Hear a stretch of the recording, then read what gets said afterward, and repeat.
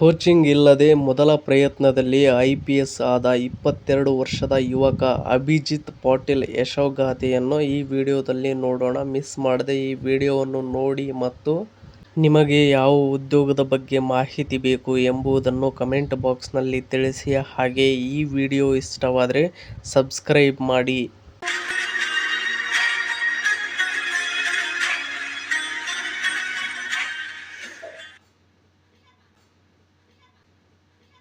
ಭಾರತದ ಅತ್ಯಂತ ಕಠಿಣ ಸ್ಪರ್ಧಾತ್ಮಕ ಪರೀಕ್ಷೆಗಳಲ್ಲಿ ಒಂದಾದ ಯುಪಿಎಸ್ಸಿ ನಾಗರಿಕ ಸೇವೆಗಳ ಪರೀಕ್ಷೆ ಉತ್ತೀರ್ಣರಾಗುವುದು ಲಕ್ಷಾಂತರ ಜನರ ಕನಸು ಆಗಿರುತ್ತದೆ.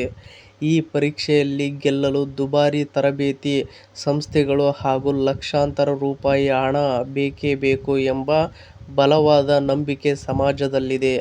ಆದರೆ ಈ ಸರಿಯಾದ ಯೋಜನೆ, ಕಟ್ಟುನಿಟ್ಟಾದ ಶಿಸ್ತು ಮತ್ತು ಸಮರ್ಪಣಾ ಮನೋಭಾವವಿದ್ದರೆ ಯಾವುದೇ ಕೋಚಿಂಗ್ ಇಲ್ಲದೆಯೂ ಇತಿಹಾಸ ಸೃಷ್ಟಿಸಬಹುದು ಎಂಬ ಮಹಾರಾಷ್ಟ್ರದ ಯುವ ಅಧಿಕಾರಿ ಅಭಿಜಿತ್ ಪಾಟೀಲ್ ಸಾಬೀತುಪಡಿಸಿದ್ದಾರೆ. ಕೇವಲ 22ನೇ ವಯಸ್ಸಿನಲ್ಲಿ ತಮ್ಮ ಮೊದಲ ಪ್ರಯತ್ನದಲ್ಲೇ ಅಖಿಲ ಭಾರತ ಮಟ್ಟದಲ್ಲಿ 470ನೇ ಶ್ರೇಣಿ ಪಡೆಯುವ ಮೂಲಕ ಅವರು ಐಪಿಎಸ್ ಅಧಿಕಾರಿಯಾಗಿ ಆಯ್ಕೆಯಾಗಿದ್ದಾರೆ.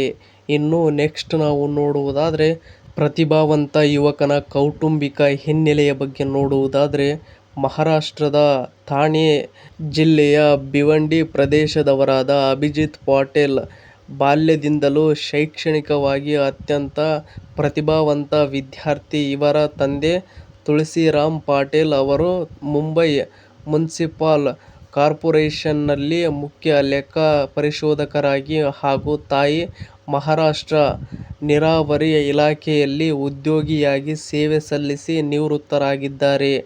ಶಿಕ್ಷಣಕ್ಕೆ ಮೊದಲ ಆದ್ಯತೆ ನೀಡುವ ಇಂತಹದ್ದೊಂದು ಪ್ರಬುದ್ಧ ಕೌಟುಂಬಿಕ ವಾತಾವರಣವೇ ಅಭಿಜಿತ್ ಅವರ ಯಶಸ್ಸಿಗೆ ಭದ್ರವಾದ ಅಡಿಪಾಯವಾಯಿತು.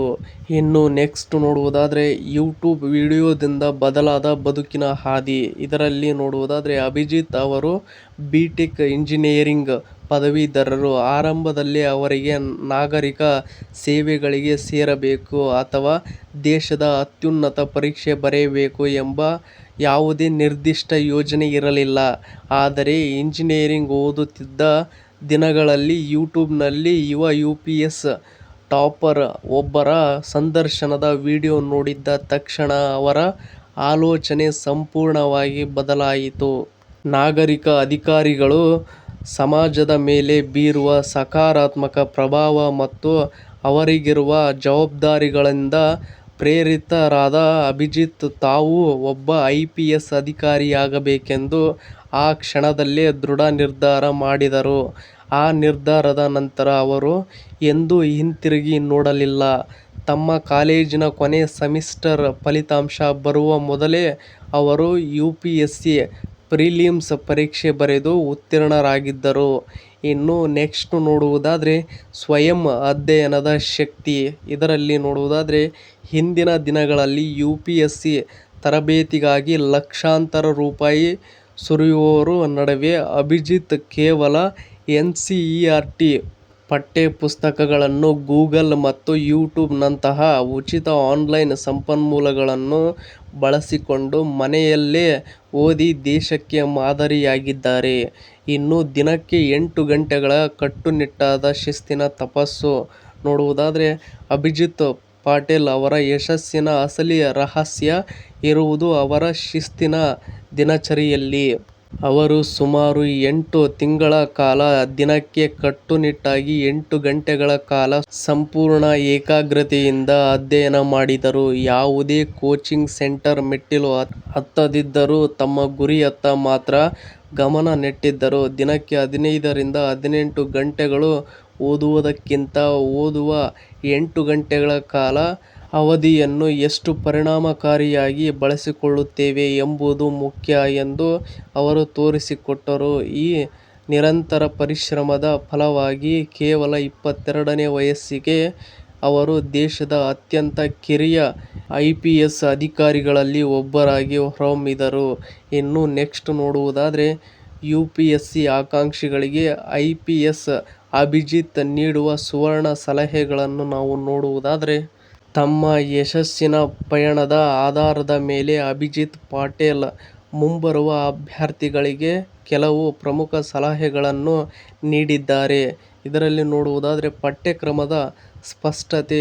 UPSC ಪರೀಕ್ಷೆಯ ಪಠ್ಯಕ್ರಮವನ್ನು ಸಂಪೂರ್ಣವಾಗಿ ಅರ್ಥ ಮಾಡಿಕೊಳ್ಳುವುದು ಯಶಸ್ಸಿನ ಮೊದಲ ಹೆಜ್ಜೆಯಾಗಿರುತ್ತದೆ. ಪರೀಕ್ಷೆಗೆ ಏನು ಓದಬೇಕು ಎಂಬ ಸ್ಪಷ್ಟತೆ ಇರಬೇಕು. ಇನ್ನು ಗುಣಮಟ್ಟದ ಓದು ಮುಖ್ಯ. ಇದರಲ್ಲಿ ನೋಡುವುದಾದರೆ, ದಿನಕ್ಕೆ 15 ಗಂಟೆಗಳ ಕಾಲ ಸುಮ್ಮನೆ ಪುಸ್ತಕ ಹಿಡಿದು ಕೂರುವುದಕ್ಕಿಂತ 6 ರಿಂದ 8 ಗಂಟೆಗಳ ಕಾಲ ಪೂರ್ಣ ಏಕಾಗ್ರತೆಯಿಂದ ಓದುವುದು ಹೆಚ್ಚು ಫಲಿತಾಂಶ ನೀಡುತ್ತದೆ. ಇನ್ನು ಸಾಮಾಜಿಕ ಜಾಲತಾಣಗಳ ಮಿತ ಬಳಕೆ. ನೋಡುವುದಾದರೆ, ಸೋಷಿಯಲ್ ಮೀಡಿಯಾಗಳಲ್ಲಿ ರೀಲ್ಸ್ ನೋಡಿ ಸಮಯ ವ್ಯರ್ಥ ಮಾಡುವ ಬದಲು ಜ್ಞಾನವನ್ನು ಹೆಚ್ಚಿಸಿಕೊಳ್ಳಲು ಗೂಗಲ್ ಮತ್ತು ಯೂಟ್ಯೂಬ್ನಂತಹ ವೇದಿಕೆಗಳನ್ನು ಡಿಜಿಟಲ್ ಆಯುಧಗಳಾಗಿ ಬಳಸಿಕೊಳ್ಳಿ. ಸುಮ್ಮನೆ ವ್ಯರ್ಥ ಮಾಡುವುದಕ್ಕಿಂತ ಡಿಜಿಟಲ್ ಆಯುಧವಾಗಿ ಬಳಸಿಕೊಳ್ಳುವುದು ಉತ್ತಮವಾಗಿರುತ್ತದೆ. ಇನ್ನು ನಿರಂತರತೆ ಮತ್ತು ಆತ್ಮವಿಶ್ವಾಸ. ನೋಡುವುದಾದರೆ, ನಿರಂತರ ಶಿಸ್ತು ನಿಮ್ಮ ಮೇಲೆ ನಿಮಗಿರುವ ಆತ್ಮವಿಶ್ವಾಸ ಮತ್ತು ಸರಿಯಾದ ಕಾರ್ಯತಂತ್ರ ಇದ್ದರೆ ಮೊದಲ ಪ್ರಯತ್ನದಲ್ಲಿ UPSC ತೇರ್ಗಡೆಯಾಗುವುದು ಅಸಾಧ್ಯವೇನಲ್ಲ ಎಂಬುದನ್ನು ಅವರು ತಿಳಿಸಿದ್ದಾರೆ. ಇನ್ನು ಪ್ರತಿಯೊಬ್ಬರಿಗೂ ಸ್ಫೂರ್ತಿ. ಈ ಯುವ ಅಧಿಕಾರಿಯ ಬಗ್ಗೆ ನಾವು ನೋಡುವುದಾದರೆ, ಅಭಿಜಿತ್ ಪಟೇಲ್ ಅವರ ಈ ಯಶೋಗಾಥೆಯು ಒಂದು ಸತ್ಯವನ್ನು ಸಾರುತ್ತದೆ. UPSCಯಲ್ಲಿ ಯಶಸ್ವಿಯಾಗಲು ದುಬಾರಿ ತರಬೇತಿಗಿಂತ ಕಠಿಣ ಪರಿಶ್ರಮ, ಶಿಸ್ತು ಮತ್ತು ಸರಿಯಾದ ದಿಕ್ಕಿನಲ್ಲಿ ಪ್ರಯತ್ನ ಮಾಡುವುದು ಮುಖ್ಯ ಎಂದು ಹೇಳಿದ್ದಾರೆ. ಸಾಮಾನ್ಯ ಮಧ್ಯಮ ವರ್ಗದ ಕುಟುಂಬದ ಯುವಕನೊಬ್ಬ ಕೇವಲ ಸ್ವ-ಅಧ್ಯಯನದ ಮೂಲಕ ದೇಶದ ಅತ್ಯಂತ ಪ್ರತಿಷ್ಠಿತ ಸೇವೆಯಾದ IPS ತಲುಪಿರುವುದು ಇಂದಿನ ತಲೆಮಾರಿನ ಪ್ರತಿಯೊಬ್ಬ ವಿದ್ಯಾರ್ಥಿಗೂ ಅತ್ಯಂತ ಸ್ಫೂರ್ತಿದಾಯಕವಾಗಿರುತ್ತದೆ. ಇನ್ನು ಇದೇ ತರಹದ ಶಿಕ್ಷಣಕ್ಕೆ ಮತ್ತು ಜಾಬ್ ಸಂಬಂಧಿತ ಸುದ್ದಿಗಳನ್ನು ಓದಲು ನಿಮ್ಮ ಜಾಬ್ಸ್ ಅಂಡ್ ಎಜುಕೇಷನ್ ಅಪ್ಡೇಟ್ ಚಾನಲ್ಗೆ ಸಬ್ಸ್ಕ್ರೈಬ್ ಆಗಿ. ಈ ವಿಡಿಯೋ ನೋಡುತ್ತಿರುವವರು ಇನ್ನೂ ಯಾರ್ಯಾರು ಸಬ್ಸ್ಕ್ರೈಬ್ ಆಗಿಲ್ವೋ ಪ್ಲೀಸ್ ಎಲ್ಲರೂ ಸಬ್ಸ್ಕ್ರೈಬ್ ಆಗಿ ಮತ್ತು ಈ ಅಪ್ಡೇಟ್ ಬಗ್ಗೆ ನಿಮ್ಮ ಅಭಿಪ್ರಾಯ ಏನೆಂದು ಕಮೆಂಟ್ ಬಾಕ್ಸ್ನಲ್ಲಿ ತಿಳಿಸಿ. ಹಾಗೆ ಈ ವಿಡಿಯೋ ಇಷ್ಟವಾದರೆ ಸಬ್ಸ್ಕ್ರೈಬ್ ಮಾಡಿ, ಸಪೋರ್ಟ್ ಮಾಡಿ. Thank you for watching friends. ಎಲ್ರಿಗೂ ಧನ್ಯವಾದಗಳು.